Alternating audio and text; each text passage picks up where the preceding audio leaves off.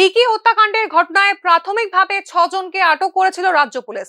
তবে পুলিশের চোখে ধুলো দিয়ে এতদিন ধরে পালিয়ে বেড়াচ্ছিল ঘটনার মূল অভিযুক্ত রাজু বর্মন। অবশেষে গুয়াহাটি থেকে রাজু বর্মনকে জালে তুলতে সক্ষম হয়েছে রাজ্য পুলিশ। সূত্রের খবর, আজকের মধ্যেই তাকে রাজ্যে ফিরিয়ে আনা হবে।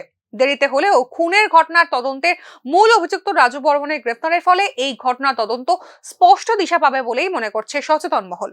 তবে তার কাছ থেকে কতটা তথ্য পুলিশ বের করতে পারে তার উপরেই নির্ভর করছে আগামী দিনের তদন্তের গতি প্রকৃতি। উল্লেখ্য, খুনের ঘটনায় প্রাথমিক তদন্তে উঠে আসা নিগম বাণিজ্যের লেনদেন নিয়ে নিখুঁত ছক কষে খুন করা হয় দেবপ্রসন্ন দেব ওরফে ভিকিকে।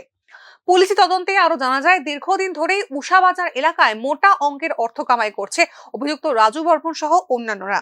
লেনদেনের এই অঘোষিত বিশাল সাম্রাজ্যের আধিপত্য কার হাতে থাকবে, সেই ঝামেলাকে কেন্দ্র করেই গুলি করে খুন করা হয় ভিকিকে। চাঞ্চল্যকর এই খুনের ঘটনা তদন্তের সাফল্য এখন নির্ভর করছে পুলিশের পেশাদারি দক্ষতার উপর। Video report, news now.